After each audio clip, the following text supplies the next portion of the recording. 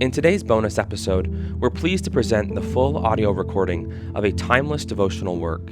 The Expulsive Power of a New Affection. Part of Crossway's short classic series, this beloved sermon by 19th century Scottish theologian Thomas Chalmers inspires Christians to remove the snares and tangles of sin, not through legalistic obedience, but through the power of a new and greater affection for God. Chalmers reminds God's saints that, as sojourners living in this broken world, true power over the trials and sins of this life is found only in desiring Jesus more and more each day. Crossway presents The Expulsive Power of a New Affection by Thomas Chalmers, read by Greg Wheatley. Biography of Thomas Chalmers. Thomas Chalmers, 1780 to 1847, was born in Fife, Scotland. He desired the call of a minister early in life, becoming an ordained Presbyterian pastor before his 20th birthday. Chalmers' intellectual gifts and rhetorical talent immediately gave him a reputation in his home parish as a powerful preacher. However, it was not until reading the work of English evangelical and slavery abolitionist William Wilberforce that Chalmers was deeply convicted for his need for personal gospel faith and transformation. He was already serving as a pastor when he underwent this radical change in his theology, preaching, and life. In 1843, Chalmers and several hundred other pastors in the Church of Scotland broke with the church over issues of ecclesiology. They formed the Free Church of Scotland, with Chalmers serving as its first moderator, a position he held until his death.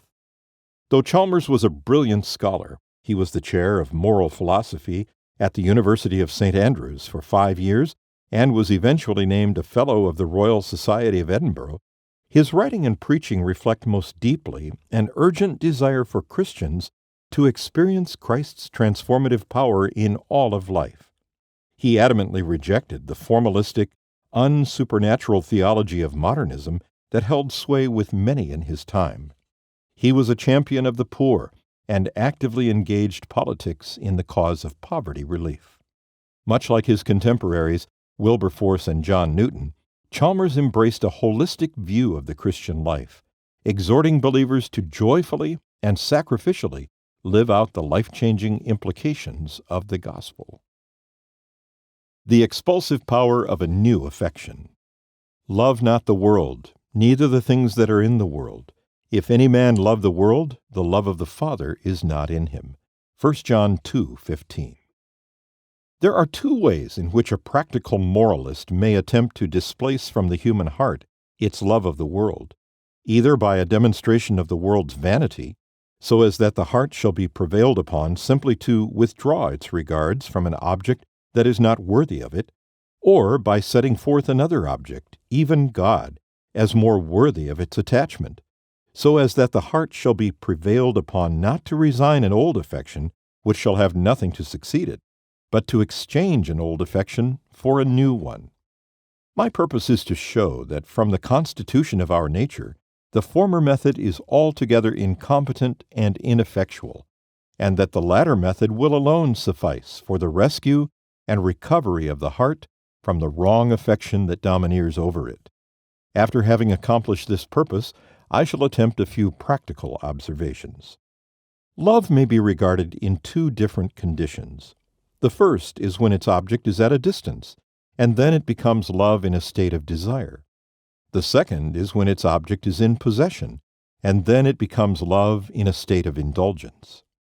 Under the impulse of desire, man feels himself urged onward in some path or pursuit of activity for its gratification. The faculties of his mind are put into busy exercise. In the steady direction of one great and engrossing interest, his attention is recalled from the many reveries into which it might otherwise have wandered, and the powers of his body are forced away from an indolence in which it else might have languished, and that time is crowded with occupation, which, but for some object of keen and devoted ambition, might have dribbled along in successive hours of weariness and distaste. And though hope does not always enliven, and success does not always crown this career of exertion, yet in the midst of this very variety, and with the alternations of occasional disappointment, is the machinery of the whole man kept in a sort of congenial play, and upholden in that tone and temper that are most agreeable to it.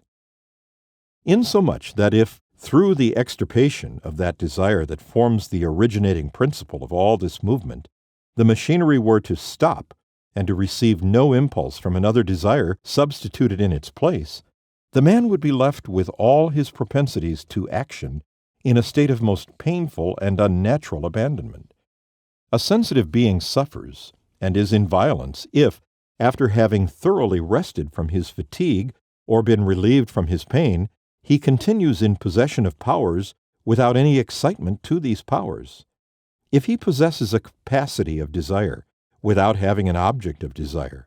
or if he has a spare energy upon his person without a counterpart and without a stimulus to call it into operation. The misery of such a condition is often realized by him who is retired from business, retired from law, or even retired from the occupations of the chase and of the gaming table. Such is the demand of our nature for an object in pursuit that no accumulation of previous success can extinguish it,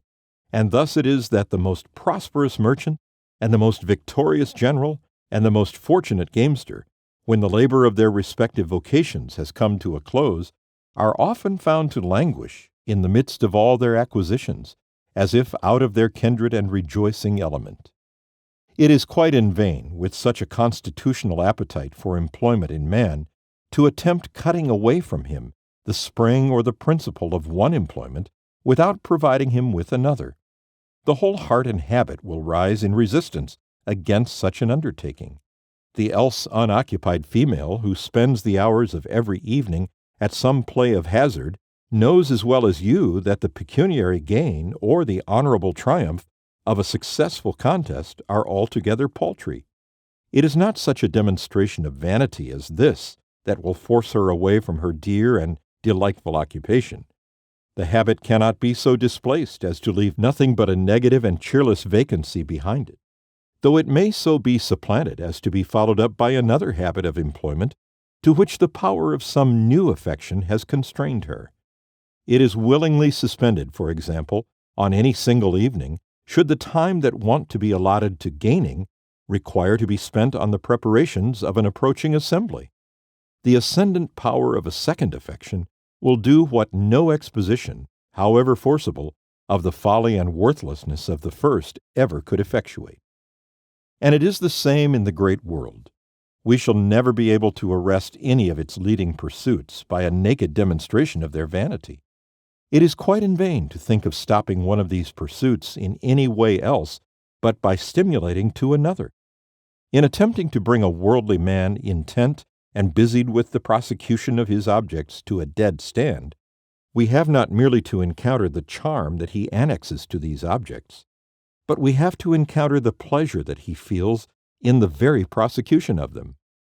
It is not enough, then, that we dissipate the charm by a moral and eloquent and affecting exposure of its elusiveness. We must address to the eye of his mind another object, with a charm powerful enough to dispossess the first of its influences and to engage him in some other prosecution as full of interest and hope and congenial activity as the former. It is this that stamps an impotency on all moral and pathetic declamation about the insignificance of the world. A man will no more consent to the misery of being without an object because that object is a trifle, or of being without a pursuit because that pursuit terminates in some frivolous or fugitive acquirement, than he will voluntarily submit himself to the torture because that torture is to be of short duration. If to be without desire and without exertion altogether is a state of violence and discomfort, then the present desire, with its correspondent train of exertion, is not to be got rid of simply by destroying it. It must be by substituting another desire and another line or habit of exertion in its place. And the most effectual way of withdrawing the mind from one object is not by turning it away upon desolate and unpeopled vacancy, but by presenting to its regards another object still more alluring. These remarks apply not merely to love considered in its state of desire for an object not yet obtained. They apply also to love considered in its state of indulgence or placid gratification with an object already in possession. It is seldom that any of our tastes are made to disappear by a mere process of natural extinction. At least, it is very seldom that this is done through the instrumentality of reasoning. It may be done by excessive pampering, but it is almost never done by the mere force of mental determination. But what cannot be destroyed may be dispossessed, and one taste may be made to give way to another and to lose its power entirely as the reigning affection of the mind. It is thus that the boy ceases at length to be the slave of his appetite, but it is because a manlier taste has now brought it into subordination, and that the youth ceases to idolize pleasure, but it is because the idol of wealth has become the stronger and gotten the ascendancy, and that even the love of money ceases to have the mastery over the heart of many a thriving citizen. But it is because, drawn into the whirl of city polities, another affection has been wrought into his moral system, and he is now lorded over by the love of power. There is not one of these transformations in which the heart is left without an object. Its desire for one particular object may be conquered, but as to its desire for having some one object or other, this is unconquerable. Its adhesion to that on which it has fastened the preference of its regards cannot willingly be overcome by the rending away of a simple separation. It can be done only by the application of something else, to which it may feel the adhesion of a still stronger and more powerful preference. Such is the grasping tendency of the human heart that it must have a something to lay hold of, and which, if wrested away without the substitution of another something in its place, would leave a void and a vacancy as painful to the mind as hunger is to the natural system. It may be dispossessed of one object or of any, but it cannot be desolated of all. Let there be a breathing and a sensitive heart, but without a liking and without affinity to any of the things that are around it, and in a state of cheerless abandonment, it would be alive to nothing but the burden of its own consciousness and feel it to be intolerable. It would make no difference to its owner whether he dwelt in the midst of a gay and goodly world, or, placed afar beyond the outskirts of creation, he dwelt a solitary unit in dark and unpeopled nothingness. The heart must have something to cling to, and never, by its own voluntary consent, will it so denude itself of its attachments that there shall not be one remaining object that can draw or solicit it.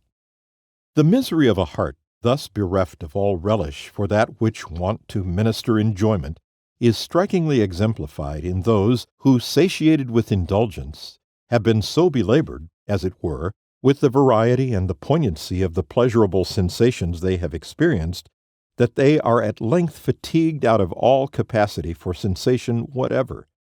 The disease of ennui is more frequent in the French metropolis, where amusement is more exclusively the occupation of the higher classes, than it is in the British metropolis, where the longings of the heart are more diversified by the resources of business and politics. There are the votaries of fashion who, in this way, have at length become the victims of fashionable excess, in whom the very multitude of their enjoyments has at last extinguished their power of enjoyment, who, with the gratifications of art and nature at command, now look upon all that is around them with an eye of tastelessness, and who, plied with the delights of sense and of splendor even to weariness, and incapable of higher delights, have come to the end of all their perfection, and, like Solomon of old, found it to be vanity and vexation. The man whose heart has thus been turned into a desert can vouch for the insupportable languor that must ensue when one affection is thus plucked away from the bosom without another to replace it. It is not necessary that a man receive pain from anything in order to become miserable. It is barely enough that he looks with distaste to everything, and in that asylum, that is the repository of minds out of joint, and where the organ of feeling as well as the organ of intellect has been impaired, it is not in the cell of loud and frantic outcries where we shall meet with the acme of mental suffering. But that is the individual who outpeers in wretchedness all his fellows, who throughout the whole expanse of nature and society meets not an object that has at all the power to detain or to interest him,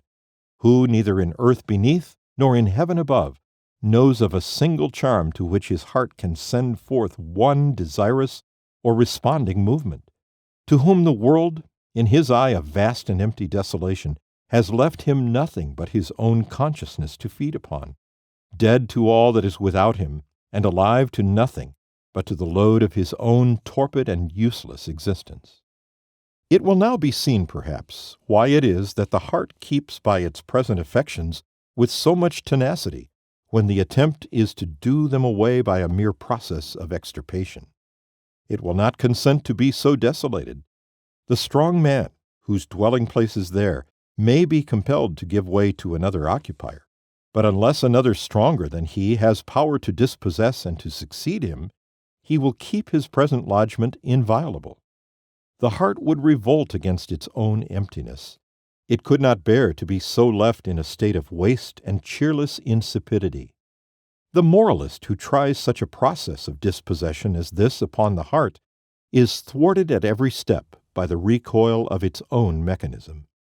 You have all heard that nature abhors a vacuum. Such at least is the nature of the heart, that though the room that is in it may change one inmate for another, it cannot be left void without the pain of most intolerable suffering. It is not enough, then, to argue the folly of an existing affection. It is not enough, in the terms of a forcible or an affecting demonstration, to make good the evanescence of its object. It may not even be enough to associate the threats and the terrors of some coming vengeance with the indulgence of it. The heart may still resist the every application, by obedience to which it would finally be conducted to a state so much at war with all its appetites as that of downright inanition. So to tear away an affection from the heart, as to leave it bare of all its regards and of all its preferences, were a hard and hopeless undertaking, and it would appear as if the lone, powerful engine of dispossession were to bring the mastery of another affection to bear upon it. We know not a more sweeping interdict upon the affections of nature than that which is delivered by the Apostle in the verse before us, 1 John 2:15. To bid a man into whom there has not yet entered the great and ascendant influence of the principle of regeneration, to bid him withdraw his love from all the things that are in the world, is to bid him give up all the affections that are in his heart. The world is the all of a natural man. He has not a taste or a desire that points not to a something placed within the confines of its visible horizon. He loves nothing above it, and he cares for nothing beyond it. And to bid him love not the world is to pass a sentence of expulsion on all the inmates of his bosom. To estimate the magnitude and the difficulty of such a surrender, let us only think that it were just as arduous to prevail on him not to love wealth, which is but one of the things in the world, as to prevail on him to set wilful fire to his own property. This he might do with sore and painful reluctance, if he saw that the salvation of his life hung upon it. But this he would do willingly, if he saw that a new property of tenfold value was instantly to emerge from the wreck of the old one.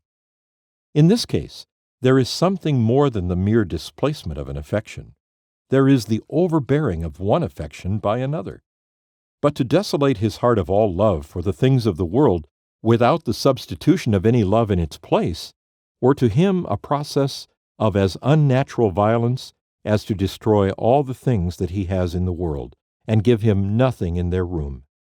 So that if to love not the world be indispensable to one's Christianity, then the crucifixion of the old man is not too strong a term to mark that transition in his history, when all old things are done away and all things become new. We hope that by this time you understand the impotency of a mere demonstration of this world's insignificance. Its sole practical effect, if it had any, would be to leave the heart in a state that to every heart is insupportable, and that is a mere state of nakedness and negation. You may remember the fond and unbroken tenacity with which your heart has often recurred to pursuits, over the utter frivolity of which it sighed and wept but yesterday. The arithmetic of your short-lived days may, on Sabbath, make the clearest impression upon your understanding, and from his fancied bed of death may the preacher cause a voice to descend in rebuke and mockery on all the pursuits of earthliness, and as he pictures before you the fleeting generations of men, with the absorbing grave, whither all the joys and interests of the world hasten to their sure and speedy oblivion, may you, touched and solemnized by his argument, feel for a moment as if on the eve of a practical and permanent emancipation from a scene of so much vanity. But the morrow comes, and the business of the world and the objects of the world and the moving forces of the world come along with it, and the machinery of the heart, in virtue of which it must have something to grasp or something to adhere to, brings it under a kind of moral necessity to be actuated just as before. In utter repulsion toward a state so unkindly as that of being frozen out both of delight and of desire, does it feel all the warmth and the urgency of its wonted solicitations. Nor in the habit and history of the whole man can we detect so much as one symptom of the new creature, so that the church, instead of being to him a school of obedience, has been a mere sauntering place for the luxury of a passing and theatrical emotion. And the preaching that is mighty to compel the attendance of multitudes, that is mighty to still and to solemnize the hearers into a kind of tragic sensibility, that is mighty in the play of variety and vigor that it can keep up around the imagination, is not mighty to the pulling down of strongholds. The love of the world cannot be expunged by a mere demonstration of the world's worthlessness. But may it not be supplanted by the love of that which is more worthy than itself? The heart cannot be prevailed upon to part with the world by a simple act of resignation. But may not the heart be prevailed upon to admit into its preference another, who shall subordinate the world and bring it down from its wonted ascendancy? If the throne that is placed there must have an occupier, and the tyrant that now reigns has occupied it wrongfully, he may not leave a bosom that would rather detain him than be left in desolation. But may he not give way to the lawful sovereign, appearing with every charm that can secure his willing admittance, and taking unto himself his great power to subdue the moral nature of man and to reign over it?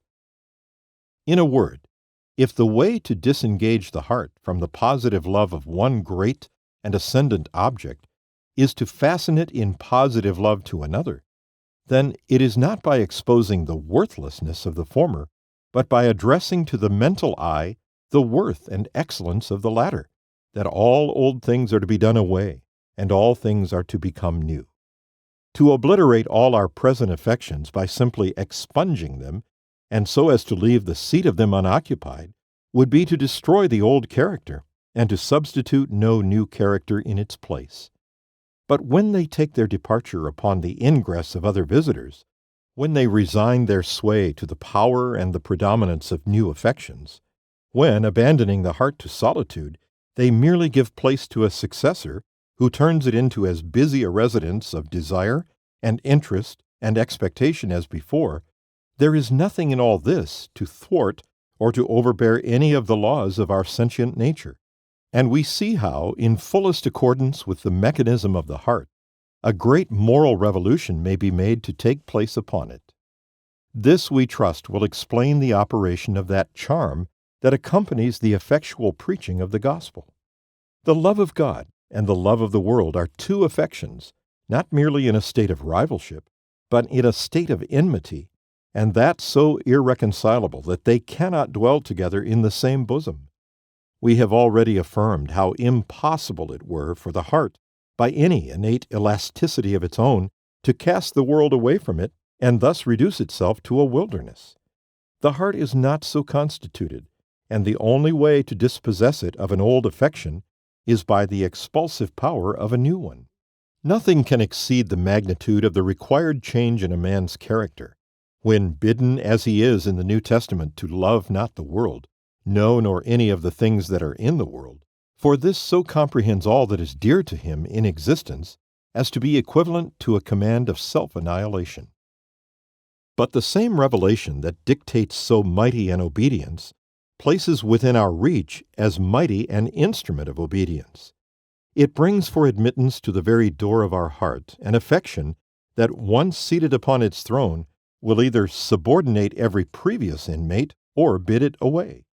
Beside the world, it places before the eye of the mind Him who made the world, and with this peculiarity, which is all its own, that in the gospel do we so behold God as that we may love God. It is there, and there only, where God stands revealed as an object of confidence to sinners, and where our desire after Him is not chilled into apathy by that barrier of human guilt that intercepts every approach that is not made to Him through the appointed mediator. It is the bringing in of this better hope whereby we draw nigh unto God, and to live without hope is to live without God. And if the heart be without God, the world will then have all the ascendancy. It is God apprehended by the believer as God in Christ, who alone can dispost it from this ascendancy. It is when he stands dismantled of the terrors that belong to him as an offended lawgiver, and when we are enabled by faith, which is his own gift, to see his glory in the face of Jesus Christ, and to hear his beseeching voice as it protests good will to men, and entreats the return of all who will to a full pardon and a gracious acceptance. It is then that a love paramount to the love of the world, and at length expulsive of it, first arises in the regenerated bosom. It is when released from the spirit of bondage with which love cannot dwell, and when admitted into the number of God's children through the faith that is in Christ Jesus, the spirit of adoption is poured upon us. It is then that the heart, brought under the mastery of one great and predominant affection, is delivered from the tyranny of its former desires in the only way in which deliverance is possible. And that faith that is revealed to us from heaven as indispensable to a sinner's justification in the sight of God is also the instrument of the greatest of all moral and spiritual achievements on a nature dead to the influence and beyond the reach of every other application. Thus may we come to perceive what it is that makes the most effective kind of preaching. It is not enough to hold out to the world's eye the mirror of its own imperfections. It is not enough to come forth with a demonstration, however pathetic, of the evanescent character of all its enjoyments. It is not enough to travel the walk of experience along with you and speak to your own conscience and your own recollection of the deceitfulness of the heart and the deceitfulness of all that the heart is set upon. There is many a bearer of the gospel message who has not shrewdness of natural discernment enough, and who has not power of characteristic description enough, and who has not the talent of moral delineation enough to present you with a vivid and faithful sketch of the existing follies of society. But that very corruption that he has not the faculty of representing in its visible details, he may practically be the instrument of eradicating in its principle. Let him be but a faithful expounder of the gospel testimony, unable as he may be to apply a descriptive hand to the character of the present world. Let him but report with accuracy the matter that revelation has brought to him from a distant world, unskilled as he is in the work of so anatomizing the heart, as with the power of a novelist to create a graphical or impressive exhibition of the worthlessness of its many affections.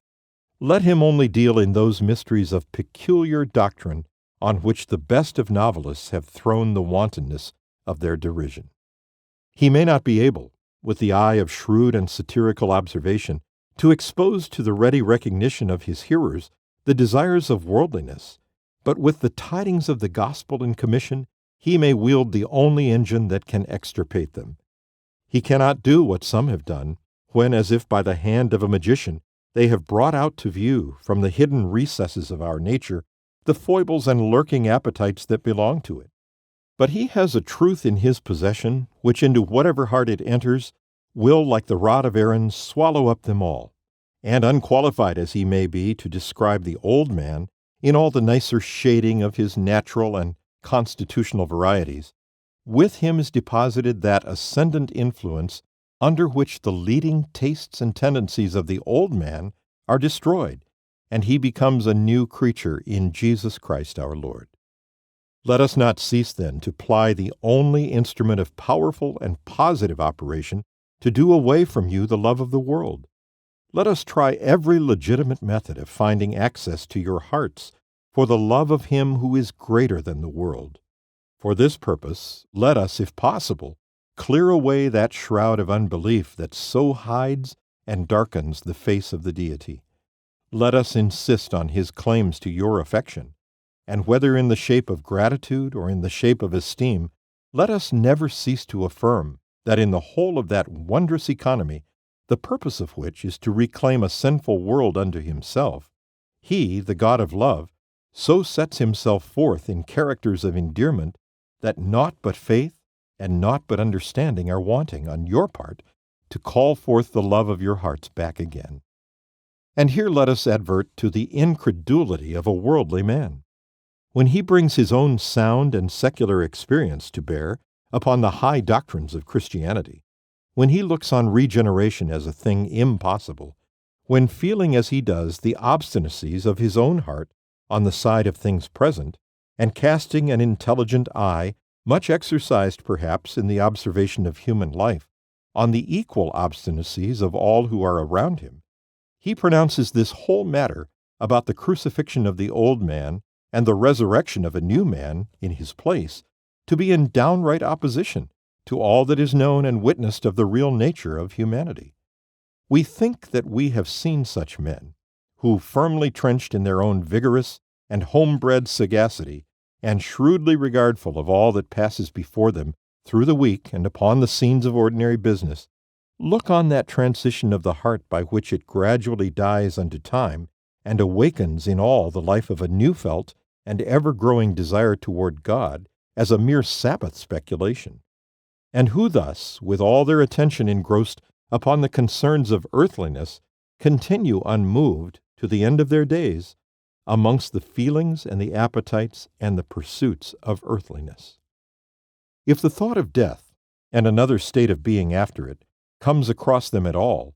it is not with a change so radical as that of being born again that they ever connect the idea of preparation. They have some vague conception of its being quite enough that they acquit themselves in some decent and tolerable way of their relative obligations, and that upon the strength of some such social and domestic moralities as are often realized by him into whose heart the love of God has never entered, they will be transplanted in safety from this world, where God is the being with whom it may almost be said that they have had nothing to do, to that world where God is the being with whom they will have mainly and immediately to do throughout all eternity. They admit all that is said of the utter vanity of time when taken up with as a resting place, but they resist every application made upon the heart of man, with the view of so shifting its tendencies that it shall not henceforth find in the interests of time all its rest and all its refreshment. They, in fact, regard such an attempt as an enterprise that is altogether aerial, and with a tone of secular wisdom, taught from the familiarities of everyday experience, do they see a visionary character in all that is said of setting our affections on the things that are above, and of walking by faith, and of keeping our hearts in such a love of God as shall shut out from them the love of the world, and of having no confidence in the flesh, and of so renouncing earthly things as to have our conversation in heaven. Now it is altogether worthy of being remarked of those men who thus disrelish spiritual Christianity, and in fact deem it an impracticable acquirement, how much of a piece their incredulity about the demands of Christianity and their incredulity about the doctrines of Christianity are with one another. No wonder that they feel the work of the New Testament to be beyond their strength, so long as they hold the words of the New Testament to be beneath their attention. Neither they nor anyone else can dispossess the heart of an old affection, but by the expulsive power of a new one. And if that new affection be the love of God, neither they nor anyone else can be made to entertain it, but on such a representation of the Deity as shall draw the heart of the sinner toward him. Now it is just their unbelief that screens from the discernment of their minds this representation. They do not see the love of God in sending His Son unto the world.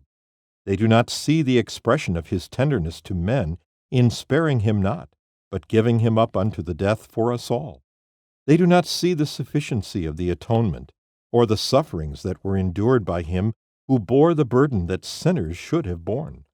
They do not see the blended holiness and compassion of the Godhead, in that he passed by the transgressions of his creatures, yet could not pass them by without an expiation. It is a mystery to them how a man should pass to the state of godliness from a state of nature. But had they only a believing view of God, manifest in the flesh, this would resolve for them the whole mystery of godliness. As it is, they cannot get quit of their old affections because they are out of sight from all those truths that have influence to raise a new one. They are like the children of Israel in the land of Egypt, when required to make bricks without straw. They cannot love God while they want the only food that can aliment this affection in a sinner's bosom. And however great their errors may be, both in resisting the demands of the gospel as impracticable, and in rejecting the doctrines of the gospel as inadmissible, yet there is not a spiritual man, and it is the prerogative of him who is spiritual to judge all men, who will not perceive that there is a consistency in these errors.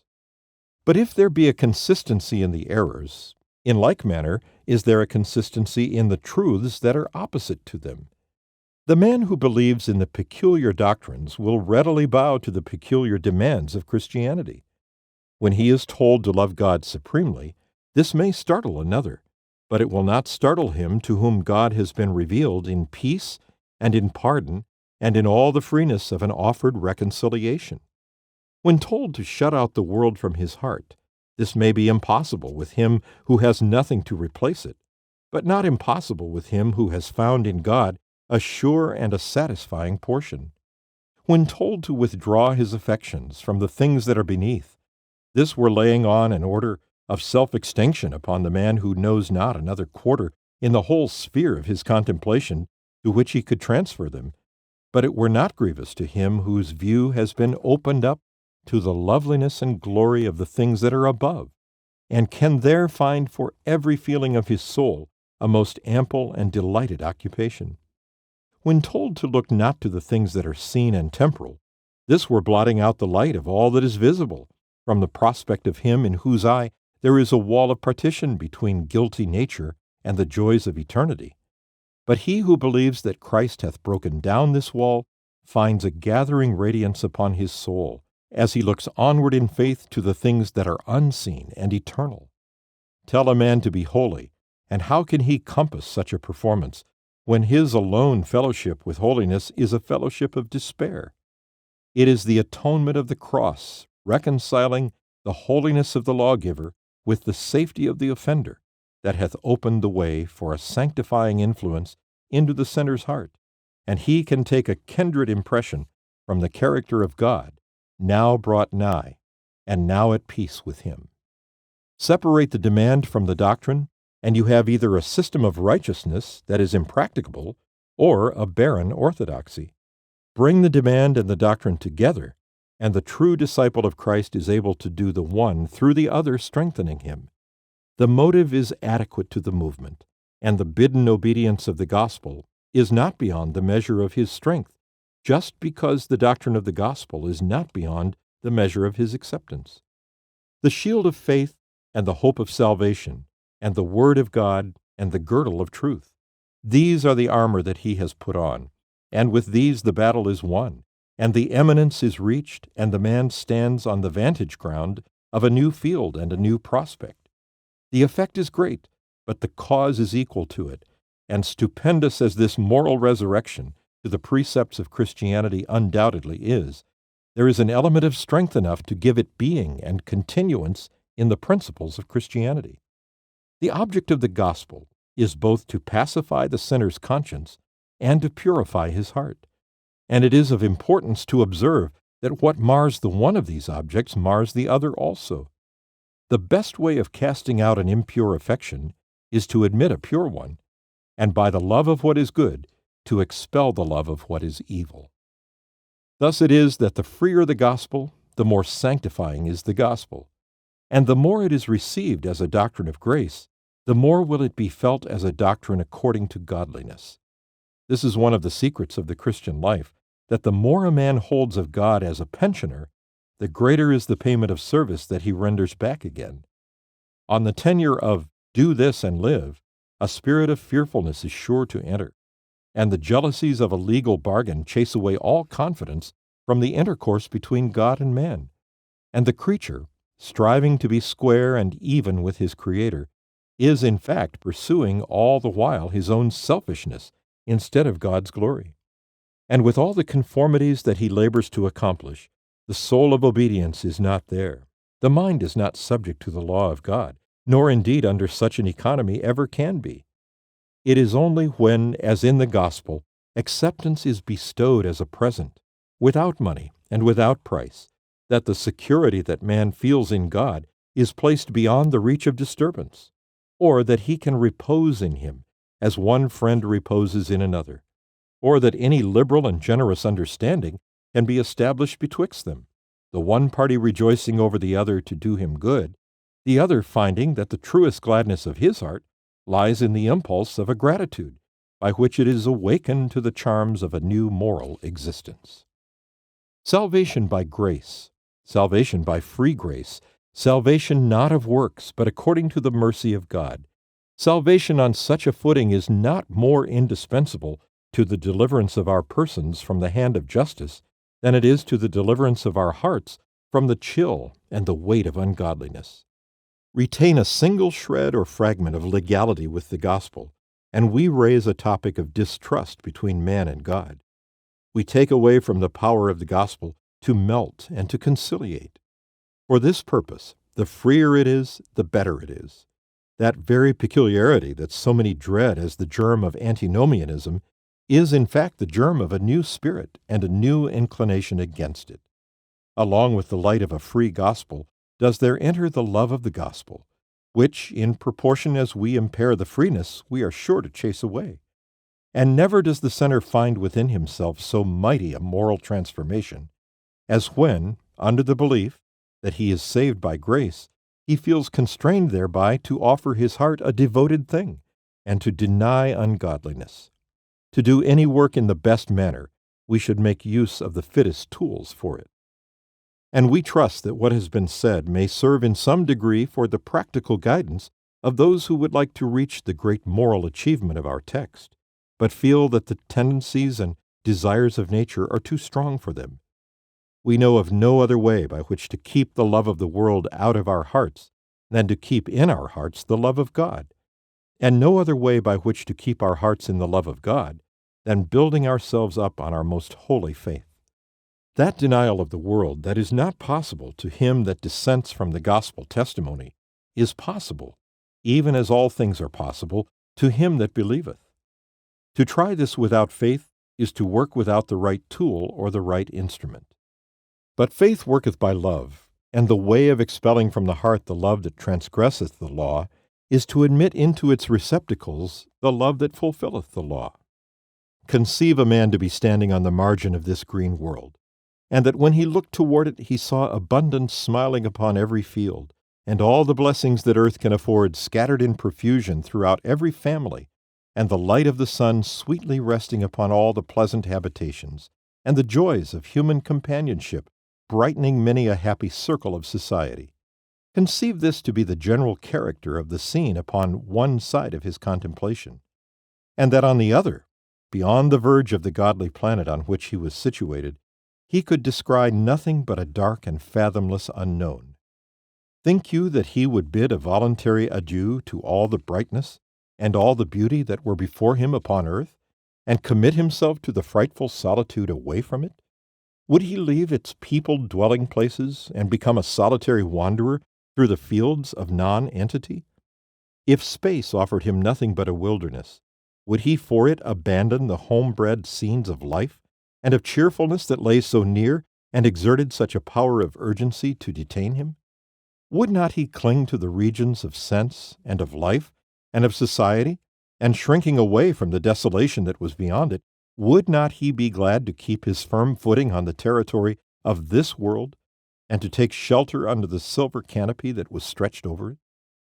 But if, during the time of his contemplation,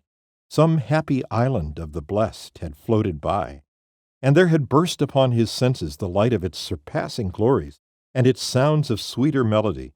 and he clearly saw that there a purer beauty rested upon every field, and a more heartfelt joy spread itself among all the families. And he could discern there a peace and a piety, and a benevolence that put a moral gladness into every bosom, and united the whole society in one rejoicing sympathy with each other and with the beneficent Father of them all. And could he further see that pain and mortality were there unknown, and above all, that signals of welcome were hung out, and an avenue of communication was made for him? Perceive you not that what was before the wilderness would become the land of invitation, and that now the world would be the wilderness? What unpeopled space could not do can be done by space teeming with beatific scenes and beatific society.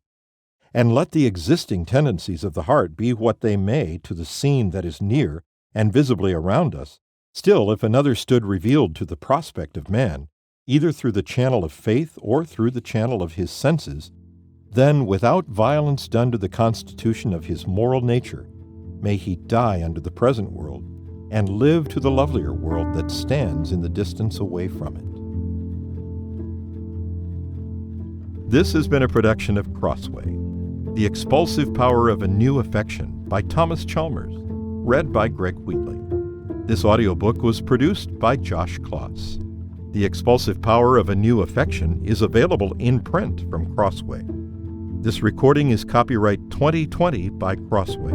All rights reserved. For more information on other books, Bibles, and audiobooks, please visit crossway.org. That was a full audio recording of The Expulsive Power of a New Affection by Thomas Chalmers, which is part of Crossway's Short Classics series. To learn more about the print edition or other books in the Short Classics series, visit crossway.org/shortclassics. That's crossway.org/shortclassics.